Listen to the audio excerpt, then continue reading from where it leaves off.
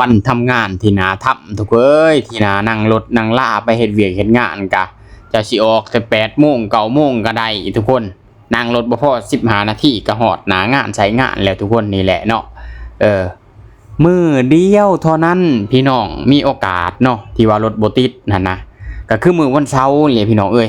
สิออก8 โมง9 โมงก็ได้เนาะคันว่าเฮาบ่เร่งเวียกเร่งงานเฮาหันนะทุกคน ก็ม่วนได้นั่งรถนั่งลาแบบนี้เนาะแบบว่าโอ้ยซ้ำสิเหยียบซ้ำสิวิ่งลูกพี่เพิ่นก็เหยียบปืดเลยพี่น้องเอ้ยนี่จังซี่แหละค่อยมักทุกคน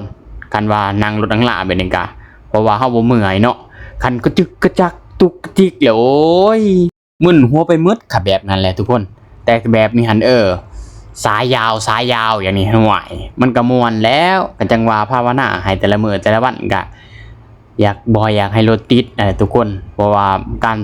ทำงานเฮาก็เมื่อยเลยเนาะนั่งรถนั่งลาก็ยังสิเมื่อยอีกก็บ่ว่าเลยทุกคนตอนเช้านี้จะเบียกลูกพุ่นแหละพี่น้องเฮ็ดเวียกเฮ็ดงานก็จะบ่อยากไป